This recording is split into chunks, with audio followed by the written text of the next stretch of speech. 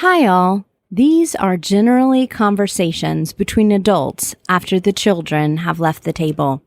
The language can be spicy and the subjects can get saucy. So if you're ready, this is the Southern Fork. Unscripted kitchen chats and also studio chats with some of the most interesting voices in the culinary South. I'm Stephanie Burt, a food and beverage writer based in Charleston, South Carolina, who travels with her fork to write for a variety of publications, from magazines you might have on your coffee table to the website you love to visit for your favorite recipes.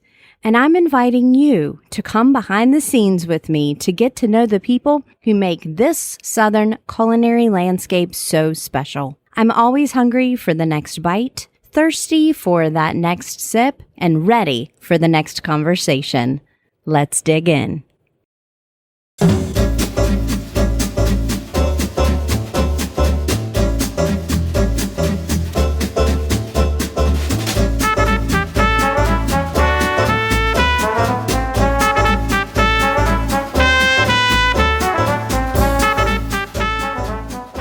The Southern Fork is honored to be presented again this year by Townsend Automotive in Tuscaloosa, Alabama.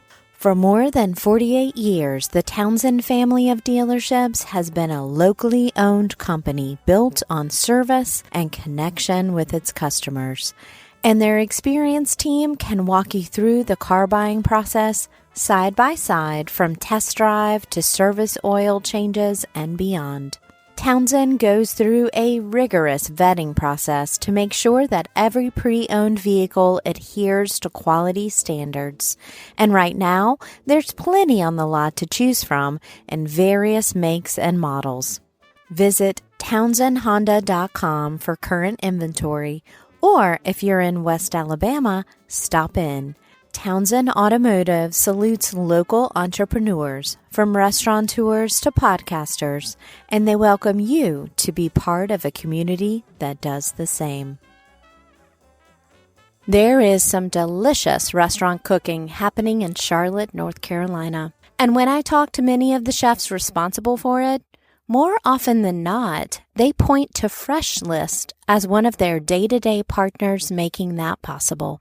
CEO Jesse Leadbetter was in sports licensing when he started growing his own food, and it opened his eyes to the supply chain issues connecting Carolina farms to Carolina restaurants. So he decided to build that connection. Freshlist is a food hub, and it started in 2014 to shift food production back to small-scale family farmers. Jesse and his team, including Director of Operations and Farm Coordinator Erin Bradley, connect both home cooks and professional chefs to the products of more than 200 local farmers. Cooks simply use an app to order fruits and vegetables from a variety of local farms, and then Freshlist delivers.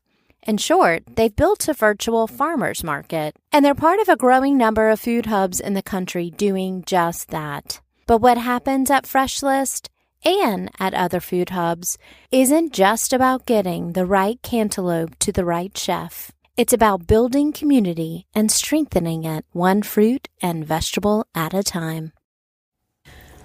Welcome to the Southern Fork, you two. Thanks. It's so nice to be here. Yeah. Well, I'll tell you, it's a good day when I land at a warehouse full of veggies and walk-ins. You know I'm always home when I roll up and I'm like, gravel parking lot, large coolers full of turnips. Thanks for having me in here today at Freshlist. Yeah, thanks for coming. Yeah, well, I have lots of questions, and I want to get started in this. Jesse, I'm going to really start with you. I think Southern Fork listeners know by now that I'm very interested in local food systems, and what that means is eating from the place where you are, whether that's on vacation or on a weekly basis at your home address. So what inspired you to kind of bring all of this to life? Money. It's so freaking lucrative, right? I was working in corporate sports licensing, and I was like, you know where I could make more money? Ironically enough, so a couple blocks from this warehouse filled with produce, I bought a house in 2009, and with some friends and my partner, we decided to buy an empty lot that was overrun with kudzu and turn it into a little urban farm. And just started throwing seeds in the ground and getting back to the farming roots my grandparents had. I remember calling my grandma and asking, like, how do I can tomatoes? And she was like, why are you trying to do that? You went to college and you didn't want to have anything to do with it. And but it really just... And you were like, I feel that this is going to be the ticket. People need canned tomatoes. Yeah. I always say, like, I just imagined waking up and being, 75 years old and asking myself, like, what did you do with your time and your life and whatever. That's a great talents. Question to be, though. Yeah, and I just wanted a better answer. So started going and talking to farms and trying to... Really, I didn't have a solution when I went into starting Freshlist. I was just trying to understand how it worked. Chefs and farmers were the initial model. Like, how do we connect them better?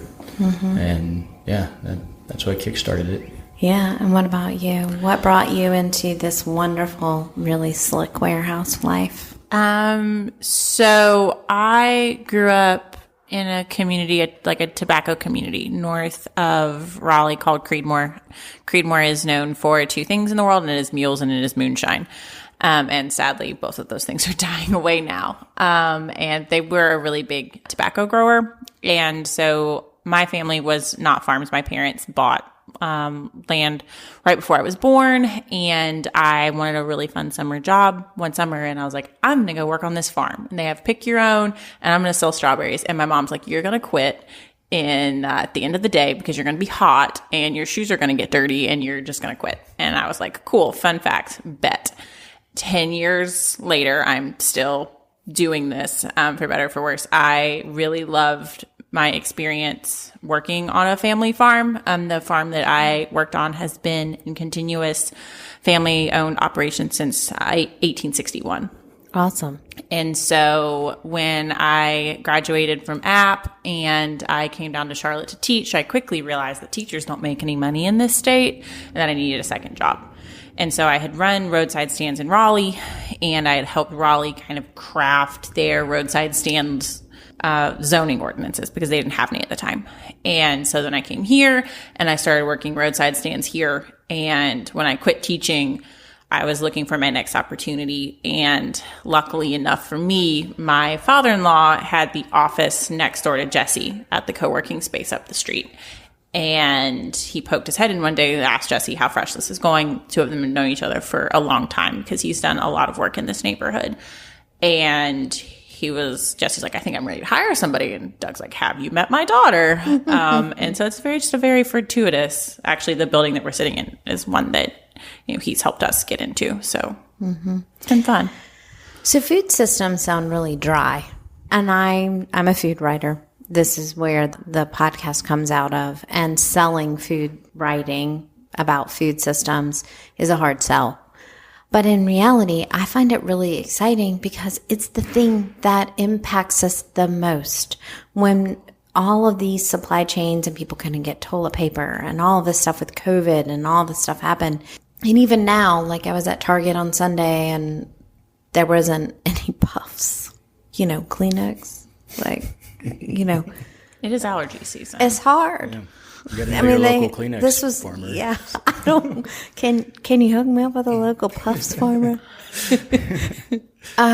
Anyway, that's very hilarious, and I'm going to try to ignore it so we can continue this interview. But those things are the things that people talk about all the time: gas prices and supply chain things, right? And so when you're starting to see that space between how do we get local farms working with local chefs? Why did you think that was important? Just from a consumer growing his own tomatoes standpoint. I think chefs are probably one of the most important consumers, stakeholders, influencers of local food, simply because they're the ones who can adapt that menu based on what the farm has. And I'm talking about the chefs of, the good restaurants, not no offense to P.F. Chang's, but they're not going to change the menu set. We really focus on independent restaurants here at the Southern Fork. So we're speaking the same language. So. Yeah. Sorry, P.F. Chang's. I'd gone to some of these restaurants and I would see these chefs and the pride they took in, even as simple as putting a farm name on a chalkboard or some of the easy stuff that they used to do in the early farm to table movement. But then, seeing those same chefs at the farmers markets on Saturday and be like, oh, wow, these guys really take this seriously. I think that's what really kind of sparked that for me. They're kind of farmers by proxy because whatever they're buying in theory is what the farmers want to be planting, and they have a lot of power there. Yeah. And influence. I didn't know what Chipotle was before Rick Bayless started cooking with it, and I started watching Rick Bayless cook with it, and now it's in my kitchen. So, Erin, what is an ingredient, what's a food stuff that you feel a farmer is now growing in the Charlotte, Piedmont region they weren't growing before Freshlist got involved? No pressure. Yeah, seriously though. Probably just the sheer amount of different varieties of something as simple as edible flowers that we have now. When I first started at Freshlist, one of our 3 wholesale deliveries that we did in our own name was to Haberdish, because Colleen Hughes wanted to use edible flowers in her cocktails, and she was ordering them off of Amazon or something. And Jesse's like, you do know that I can get you those, right? And so we have it was the ice ball. Yes, it was. Right. It was the roses and the ice balls, and so now all of the roses and the ice balls at Haberdish in season come from a farm that's 5 miles away from Haberdish, and all of Colleen's restaurants are using local flowers, and they're the single largest purchaser of edible flowers that we have, and they're keeping these farms in business by buying these and committing to them year round. And so we started out basically just saying, oh, we're going to throw a mix. We'll have a mix of things together. And now we're starting to separate them out. So we have borage now, and we have nasturtiums now, and we have violas now. And we've gotten as granular on occasions of doing, do you just want the blue ones? I can get you just the blue ones. Do you just want the pink ones? I can get you just the pink ones. And being able to take something that requires, not a lot of care and comes back on its own, and being able to really have regenerative income every single week for the farms that we work with. Those are crops that don't necessarily have a ton of input into them. Being able to use seconds, being able to use, we're in rob season right now. So all the collard plants and the kale plants and the brassicas that have produced all winter long are bolting. So we're selling the bolts this week, so that those cocktail programs are going to use the flowers, which is the last little bit that plant's going to produce before it has to be pulled out of the ground. So it's a minimal waste kind of situation as well. And, you can use chive flour when it goes to flour instead of just chives. So these are things that your grandmother, Jesse, knew. And we've kind of lost that in this middle post-war time. How many years has Freshlist been around? So we started technically in 2014, but we started off as a food tech company. We had, grand visions of solving all the problems in local food with a fancy app and not having to actually get our hands dirty. Spoiler alert, it's not that easy. We started the hub, we kind of became an accidental food hub because the technology didn't work, but we had gotten to know farmers and chefs. And I felt like I'd made promises to farmers that I was going to find a way to make what they were doing more viable, profitable, whatever. And I wasn't ready to give up. And we said, well, why don't we start distributing and actually, learn firsthand how this whole thing works. That's when Erin came on, and Matt and Gigi shortly thereafter. 2018, 2019 were, our first full years in operation. And then, you get the curveball of the pandemic, all the things that I felt like we had been working for and the people that I knew that were local food champions had been screaming at the top of our lungs for so long. All of a sudden people were like, oh yeah, we should pay attention to where our food's coming from because those grocery store shelves, we just don't know when they're going to be empty and when they're going to have stuff. So. Yeah, it's actually easy. I have community supported grocery in Charleston, and that's the retail version of what you do. And you do retail and wholesale to restaurants. And it just shows up at my door, and they basically curate my fridge. It's amazing. And then I can add on with my wonderful login and add on all kinds of cheese and meat and whatever. So It just sucks you in little by little, but it also sucks you in with flavor. I'm a big proponent of we are not trying to be holier or more fancy. We are trying to eat better tasting food that is better for us. I wonder if you could attempt to answer, and this probably would be an essay assignment if I was still teaching at UNC Charlotte, which thank God I'm not, because those students got a lot of this every day. What makes it so difficult for restaurants to use local food? You're in such a big market here in Charlotte. I want to know what some of the challenges have been. It's the consumers. No, I mean, I think it's that if you asked any chef, even the P.F. Chang chef that's not listening, if they would rather cook with fresh, local, whatever is around and available, agnostic of cost and how consistent, of course they would want to do those things. But we got to a point where we didn't value food as much as other countries. I enjoy traveling. One of the things I enjoy and one of the things I recognize, we usually always try and do some sort of food tour or cooking class and go to markets and see what they have at the market in Chiang Mai and Thailand. And food is still so much, I just feel like it's valued so much more. And as a result, it probably tastes better overall. But somewhere along the way, maybe in the 70s, 80s, whenever the whole get big or get out farming movement happened and we turned it into manufacturing, that changed things and people just went cheap. Mm-hmm. And so consumers, even myself included, sometimes I'll get sticker shock on something and they're like, man, but that's because I grew up eating, McDonald's and me too. cheap food. Yeah. And again, I don't think we're not going to solve local food systems in my lifetime, maybe Erin's lifetime. Maybe Bennett's lifetime. That's the goal. Yeah. We're solving it by the time that my 11-week-old is. So I think for us, it's just about steering that ship in a little bit better direction. Mm-hmm. And the chefs, there's so many, the chefs that we have in this city. I mean, I love Charleston. I love going down there to visit. Love going down there to eat. Charlotte's developed its own identity and it continues to evolve. But the farmers here are also incredibly talented. I think a lot of what our role is trying to help them understand other things they could grow. We're creating markets for those things because I think you'll naturally have more biodiversity and healthier land whenever those things happen. Yay. So what's so fun about improving your food system, improving your own eating system is, number one, it's personal. So you can improve it in one choice. And you have multiple choices per day because we're humans and we have to eat. Number two, it gets more delicious pretty immediately if you choose to even add 10%. I always say, really, eating local is about 10%. I add avocado toast. That did not come from the Charlotte area today. It came from, Mexico. But I don't make a strict rule. You mentioned something that I wonder is an American thing or a Western thing. And this is really that we value productivity more than anything.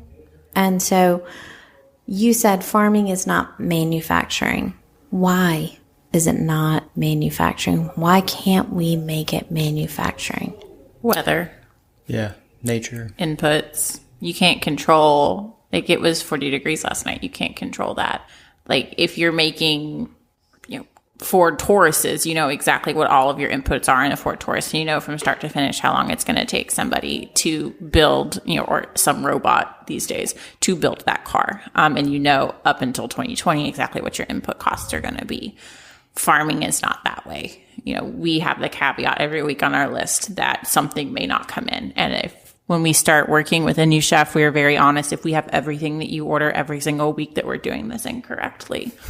Because sometimes, it's hot and sometimes it's cold and sometimes it just rains too much. And sometimes it doesn't rain enough. And sometimes it doesn't rain enough. And our farmers have a lot of pride in the product that they bring us every single week. And they're not going to bring us something that they don't feel comfortable and confident in. So thusly, our chefs are not going to get something that their farmer does not believe is quality. Because agriculture is so much based in relationships, it can't be commodified. At least fruit and vegetable agriculture is hard to commodify in the ways that we have been forced to commodify it post World War II. Now, with soybeans and with feed corn, that is a whole different ballgame that we don't get into. Well, that's been modified to the point of unrecognizable pre-World War II seeds. And so it makes it to where every time when you get a Freshlist order, it might look a little different. And that's the way that it should. Every week, the green garlic should get bigger. Every week, the strawberries should get a little sweeter. And that's the way that food was created to be. And to clarify, your relationships that you're talking about aren't just personal relationships. They're actually relationships with soil, water, land, weather, animals, insects, all that stuff, right? It's very difficult. We exist as food hubs at this painful intersection of nature, which doesn't have to be painful, but how the rest of the world and society wants things to be. Mm-hmm. I had a friend the other day, Tim. If you're listening, I apologize. I'm bringing you up, but we do a little bit of home delivery business, and our orders are due at 10 a.m. on Tuesday for delivery on Friday for Tim. Very similar to Amazon same day thing, just with a couple extra days mixed in.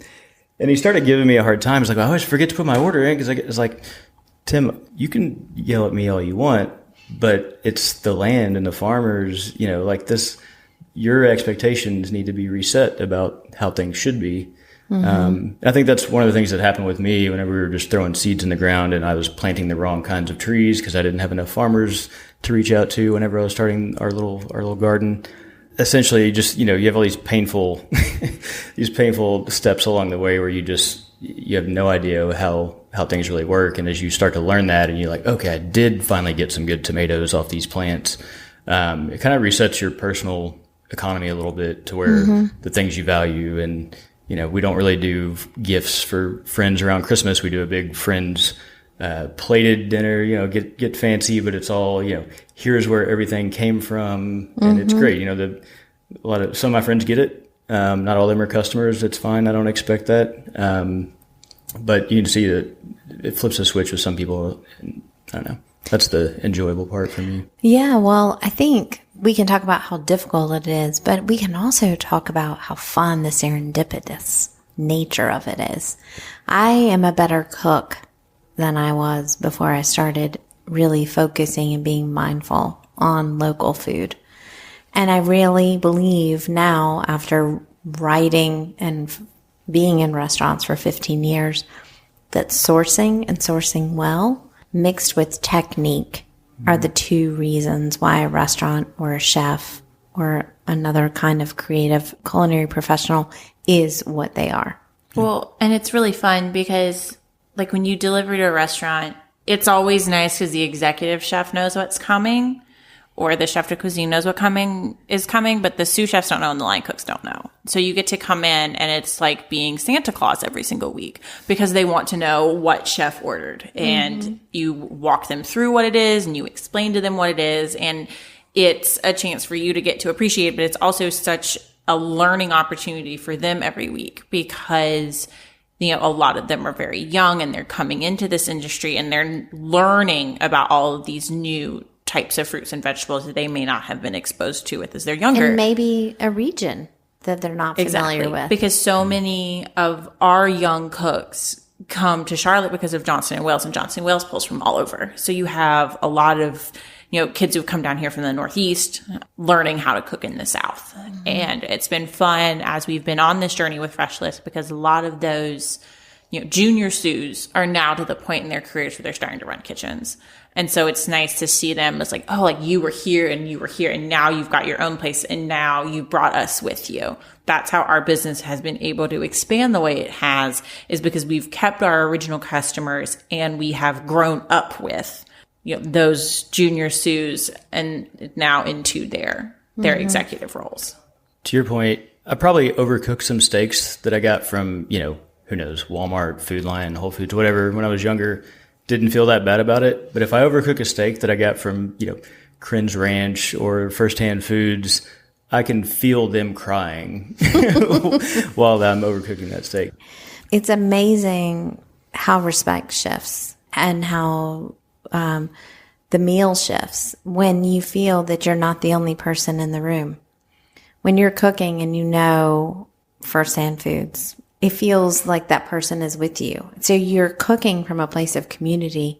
Anytime that strawberry gets sweeter, like you're saying, that green garlic gets a little bigger, until you experience that, it's hard to explain. And it sounds real woo-woo, and maybe it is woo-woo. Maybe that's part of our physiological thing. But we could talk all day about this stuff, and this is many more conversations down the line, but I do have to start to roll into these final questions. And since there's two of you, I want you to kind of play off each other, and then we'll work together.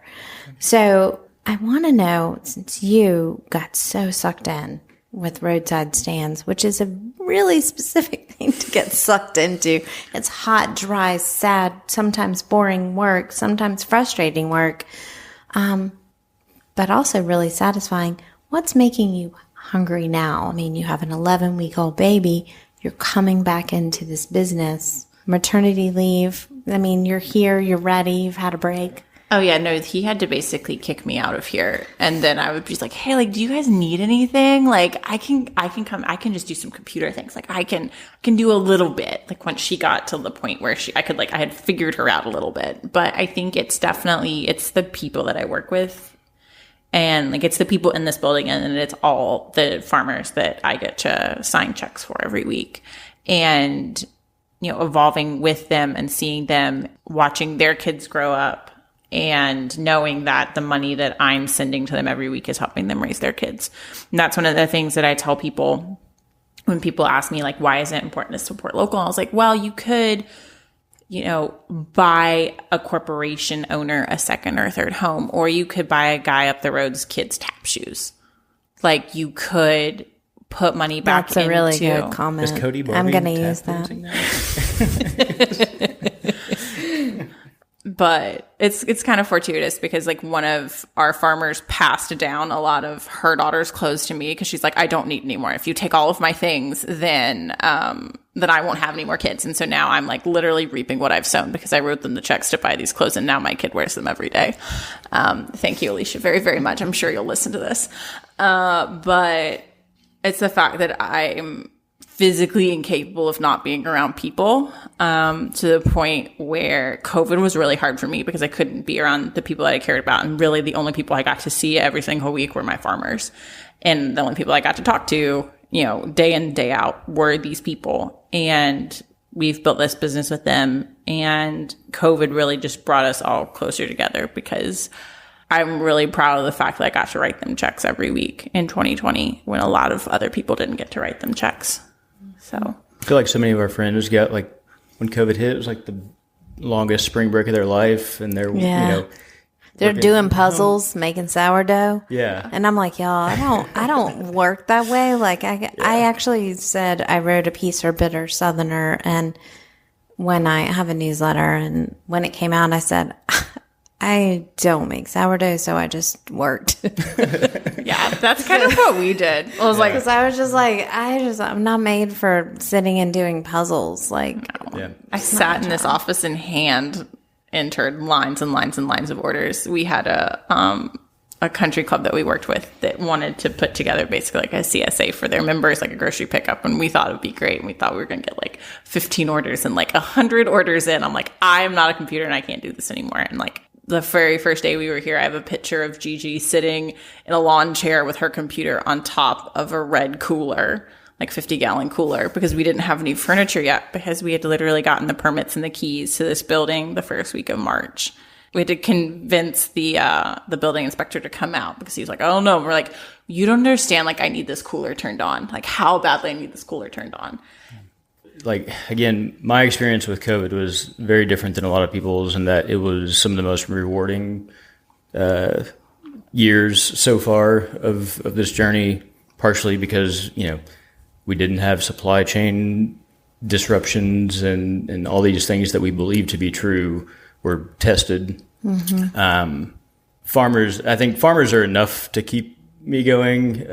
Just broadly speaking, pretty much everything we do, our metric is if we're going to think about something we should try or a new, product or business to get into, whatever, is it good for the farmer? And knowing that no matter how early I was up during COVID, there was a farmer that had probably already, been up for at least an hour.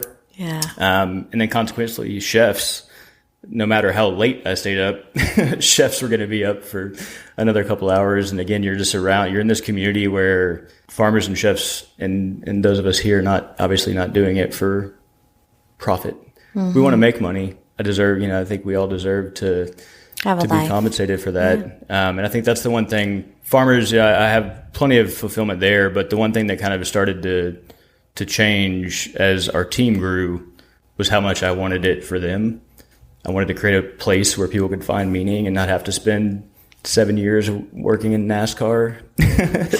Hey, NASCAR has meaning sometimes. Yeah, no, it's great. We're great at turning line cooks and juniors and sous chefs into delivery drivers. Very good at it. What's one aspect of your personality that really meshes with an aspect of this job that you've created for yourself? Sadistic, I guess. Compulsive? No, I think problem solving. Like ever since I was a kid, best thing I could hear is my mom or someone saying, "You can't do that." I just always would like figure out how to prove them wrong. And, I didn't want to fail, have since become comfortable with failure, as one does. I'm a freelance writer, so I have as well. Right. Also, I learned in public how to be an audio engineer, something I wouldn't suggest for anyone, nor should you go back and listen to episodes 50 and back. Just let them lie where they are. PC, pre-chopsticks. Those are Definitely pre-chopsticks. Yeah, I think it's the problem that just questioning. I know it's one thing that probably drives a lot of the team crazy is again hearing, "Oh, we can't fit that many strawberries onto the truck." And I'm like, can we though? It's from a personal standpoint in my own development, finding those boundaries and making sure you operate within them and always be improving. What is one thing keeping you up at night? That I've forgotten something. Mm-hmm. I go to bed, at least pre-infant, very convinced that I had messed something up. Oh shit, she's still in the car? Yeah. You told me this morning to bring her in and I just completely forgot. No, she's at home with my husband. Please don't turn me into CPS. I think, that I've always forgotten something or I'm going to let somebody down. I added entirely too much asparagus to our asparagus order this week. And Matt's like, "Did you mean to have an extra 100 pounds of asparagus in the cooler?" And I was like, "Yes, because I didn't want to ruin anyone's Easter brunch." Like, I'm always trying to find a way to make something better so that I don't have to short someone, that I have another option for something, because I am terrified that it's going to be my fault that I missed something on the purchase order or I didn't list something or I'm just always terrified, oldest child syndrome, that someone's mad at me. Mm-hmm. All right. I'm not going to jump in and be your therapist on that. I'm just going to let that lie. As an older sibling, I get you. I feel it, but I saw a meme the other day. It was like, do you have an anxiety disorder, or are you just like the oldest female sibling? And I was like, yes, there you go. I saw that same meme. I was like, can I repost? Okay, so I have a magic picnic basket. And this is something that I reserve only for Southern Fort guests. I actually do not believe in the death penalty, although I love having the discussion over a glass of Amaro at the end of the evening with the chef or another culinary professional about death row meals. So instead of death row meal, I want to bring you some things that bring you life. So I can time travel. I can go back in time and conscript anybody to make anything that you would just love one more taste of or love to try. I can cook a little bit and I can source for you really, really well, because I just told you how important that is. So I'd love to bring you some of your favorite things. And since you work all the time together and we're sitting next to Bennett's Pack and Play, I feel like you're probably pretty close, and we're just going to have you make a picnic basket together. So what are a couple things each of you would like to have in that basket? Birdsong's Honey IPA, the double IPA. Definitely. Done. Yeah, I think if we're putting beers in, Wait, are we putting other stuff in besides beers? It's you and I. No, we don't have to put anything in that's not beer. The Lenny Boy Citrophilia IPA, because Lenny Boy was the brewery that we worked at for the first year and a piece that I was at Freshlist. And I think we were there longer than Towns, the owner, had anticipated that we would be there. But it did involve us not only paying rent, but all 4 of us at the time having hefty bar tabs at the end of the week. And Lenny Boy was the place where we built Freshlist, and it was the place that I learned to love IPAs.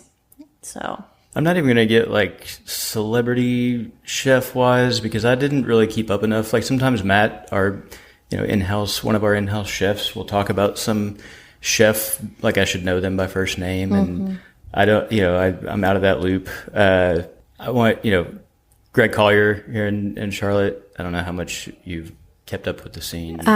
Pretty good. I'm eating there tomorrow night, and Greg and I have done an episode together. Anything that he would spending my summers on the Mississippi, fishing and catching these catfish, but then taking it to my grandma, who, God rest her soul, would basically just drop it in some hot oil and fry it. I'm sure there are better ways. Some of the dishes that I've had there at Lee and Louise are fantastic. Jamie Swafford, who's like chef and farmer. I love seeing husband of Kia Mastriani. Yeah, one of her pies, and then something that Swafford cooks. Just one thing that we have, because we do have chefs that we're around chefs all the time, and there have been a couple that realize this is a great way to stay in the industry and close to it without having to do the 70, 80 hour a week grind. But it's so cool to see people who understand how the kitchen works start to see how farms work, and vice versa. Mm-hmm. I think anything he had some pozole at Free Soup Day on New Year's that was just phenomenal. And then I would probably have like some cheap turkey sandwich on white bread. Like I've actually had the last meal thought a lot. I don't know what that says about me. And it would be something like guilty. Like I wouldn't care about sustainability or anything at that point, just turkey, American cheese, and a white Subway roll. Nice.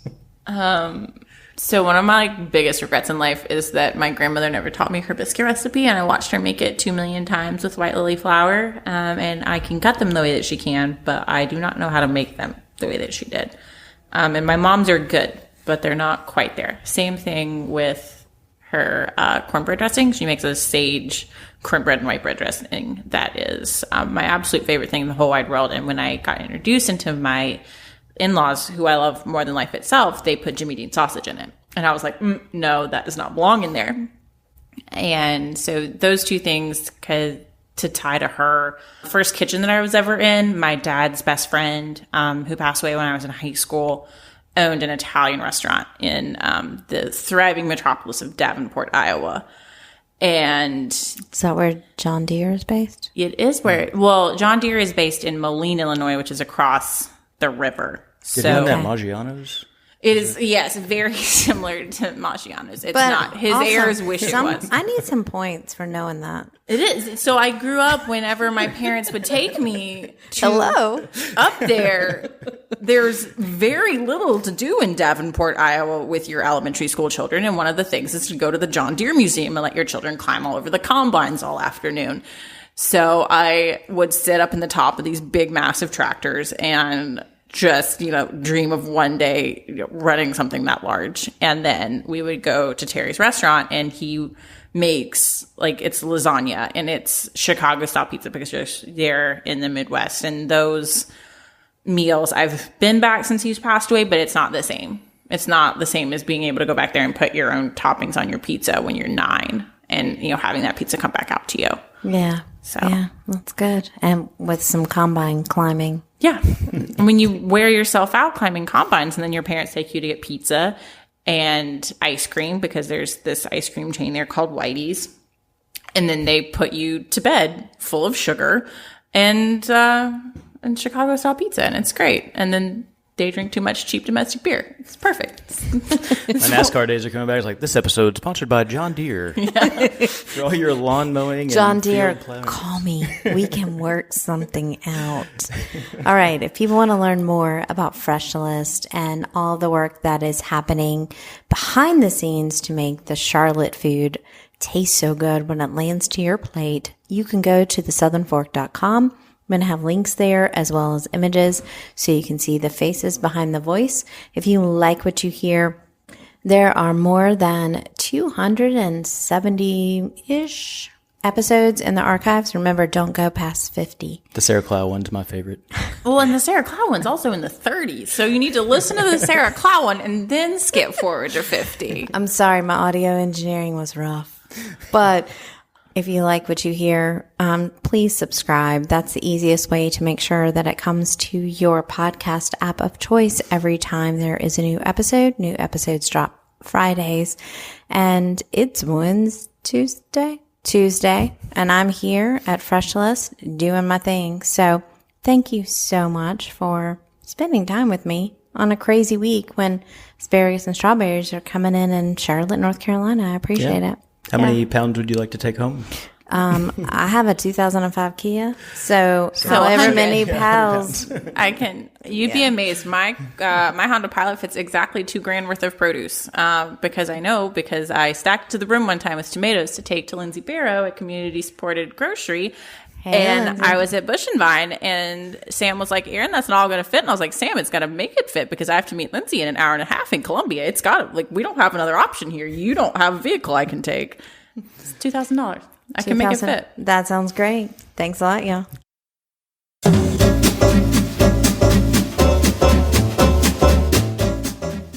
You've been listening to The Southern Fork. I can't wait to bring you more culinary conversations, but in the meantime, I have one question.